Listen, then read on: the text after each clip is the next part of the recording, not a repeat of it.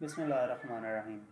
आज मैं आपको ये बताऊंगा कि किसी भी क्वांटिटी का जो यूनिट है, एसआई यूनिट है, वो कैसे फाइंड किया जाता है। तो इसके लिए हम सपोज करते हैं कि हमारे पास एक क्वांटिटी है वेलोसिटी, और हमें वेलोसिटी का एसआई यूनिट नहीं पता कि क्या है। तो वो कैसे फाइंड करेंगे? उसके लिए हम वेलोसिटी का फार्मूला लिखेंगे। वेलोसिटी का फार्मूला v=d/t है। इसको हम अगर देखें तो इसमें जो बेस क्वांटिटीज़ इन्वॉल्व हैं वो कौन कौन सी हैं। डिस्टेंस बेसिकली लेंथ होती है, और लेंथ का ऐसा यूनिट मीटर है। टाइम, उसका एसआई यूनिट सेकंड है। यहाँ पे बेसिकली इस मेथड से सॉल्व करते हुए आप एक बात जहन में रखें कि आपको जितनी भी बेस क्वांटिटीज़ हैं, टोटल 7 बेस क्वांटिटीज़ हैं, उनका एसआई यूनिट आना चाहिए, या वो ना सही तो minimum 3 base quantities length, time और मैस, इन तीनों का एसआई यूनिट आना चाहिए। तो velocity d/t distance basically length है, लेंथ का एसआई यूनिट मीटर आ गया, टाइम एस का एसआई यूनिट सेकंड आ गया। तो ये हम क्या करते हैं, इसमें पुट करते हैं। तो वेलोसिटी डिस्टेंस के लिए मीटर और टाइम के लिए सेकंड। तो वेलोसिटी का जो एसआई यूनिट आ जाता है वो मीटर पर सेकंड होगा। दूसरी एग्जांपल देखते हैं। हमारे पास एक क्वांटिटी है फोर्स। इसका हमने ऐसा यूनिट फाइंड करना है, तो सबसे पहले फोर्स का फार्मूला लिख लेंगे, F=ma।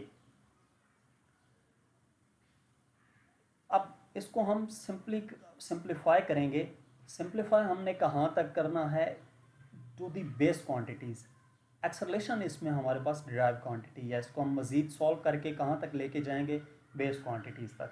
यानी कि इस फार्मूले को वहाँ तक ड्राइव करना है जहाँ तक बेस क्वांटिटीज़ आ जाएं। तो F इक्वल आ जाता है mv/t। Acceleration velocity per unit time की इक्वल होता है, तो एक्सेलरेशन की जगह पे v/t पुट कर दिया, तो ये हमारे पास mv/t आ जाता है। अब इसमें भी जो वेलोसिटी है वो ड्राइव क्वांटिटी है, उसको हम मज़ीद सॉल्व करेंगे बेस क्वांटिटीज़ तक। तो वेलोसिटी d/t की इक्वल होती है डिस्टेंस पर यूनिट टाइम के, तो v की जगह पे d/t पुट कर देंगे। इसको सिंप्लीफाई करेंगे तो F=md/t² आ जाता है। अब हम क्या करेंगे, हम ये जानते हैं कि मैस का एसआई यूनिट किलोग्राम है।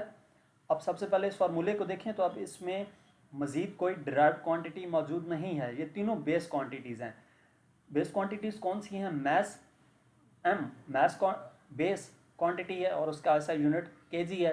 डी डिस्टेंस, ये लेंथ है, लेंथ बेस क्वांटिटी है और इसका एसआई यूनिट मीटर है। टी टाइम, इसका एसआई यूनिट सेकंड है।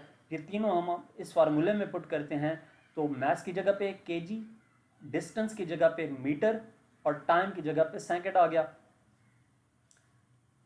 ये किसकी इक्वल आ जाएगा? Kilogram metre per second square के। ये एस स्क्वायर जब ऊपर जाएगा तो s-2 हो जाएगा, kilogram metre per second square के। ये और ये किसकी इक्वल हो जाता होता है? बेसिकली हम ये 9th की बुक में पढ़ भी चुके हैं कि kilogram metre per second square newton के इक्वल होता है। यानी कि फोर्स का जो एसआई यूनिट है वो न्यूटन होगा, और वो न्यूटन किसकी इक्वल होता है? Kilogram metre per second square के। इसके बाद हम प्रेशर का यूनिट फाइंड करते हैं। थर्ड एग्जांपल आपको बता रहा हूँ कि प्रेशर है P=F/A, उसका फार्मूला है। अब इसमें फोर्स भी ड्राइव क्वांटिटी है और एरिया भी ड्राइव क्वांटिटी है। इसको मज़ीद सॉल्व करेंगे कि ये क्वांटिटीज़ कहाँ तक रिजॉल्व हो जाएं बेस क्वांटिटीज़ तक। सिंप्लीफाई करते हैं तो फोर्स हमारे पास, जिस तरह हम पीछे देख चुके हैं, md/t² की इक्वल होती है। इससे पिछली स्लाइड में हम फोर्स को रिजॉल्व करके md/t² तक लेके आए थे, और जो एरिया है वो L² की इक्वल होगा। फोर्स md/t² और area length multiply by width होता है, यानी कि लेंथ मल्टीप्लाई बाय लेंथ हो जाएगा। तो md/t² इंटू t² आ जाएगा, यानी कि md/t4 L²t² आ जाएगा। इसको जब हम सिंप्लीफाई करते हैं तो md/L²t² आ जाएगा। जहाँ पे ये तमाम बेस क्वांटिटीज़ हैं। m मैस, इसका ऐसा यूनिट केजी, d डिस्टेंस और l भी डिस्टेंस, ये दोनों क्या हैं? लेंथ हैं, और इसका ऐसा यूनिट मीटर। t टाइम है, इसका ऐसा यूनिट सेकंड आ जाएगा। अब हम इसमें ये तमाम क्वांटिटीज़ पुट करेंगे। प्रेशर के लिए, मैस के लिए kilogram, distance metre, length metre square, time second square. इस एस स्क्वायर को ऊपर ले जाते हैं तो kilogram metre per second square आ जाता है और नीचे मीटर स्क्वायर रह जाएगा। Kilogram metre per second square newton के इक्वल होता है और m-2 एज इट इज आ जाएगा। ये हम kilogram metre per second square Newton की इक्वल होता है, ये भी पिछली स्लाइड में देख चुके हैं। तो प्रेशर न्यूटन पर स्क्वायर मीटर की इक्वल आ जाएगा। प्रेशर का दूसरा यूनिट पास्कल होता है और पास्कल न्यूटन पर स्क्वायर मीटर के इक्वल ही होता है, यानी कि प्रेशर का जो ऐसा यूनिट है वो क्या आ जाएगा, न्यूटन पर स्क्वायर मीटर या पास्कल। इसी तरीक़ा से कोई भी और क्वांटिटी हो आप उसका ऐसा यूनिट फाइंड कर सकते हैं। उसके लिए आपको क्या चीज़ें रिक्वायर्ड हैं कि आपको जितनी भी बेस क्वांटिटीज़ हैं उन तमाम बेस क्वांटिटीज़ का ऐसा यूनिट आता हो।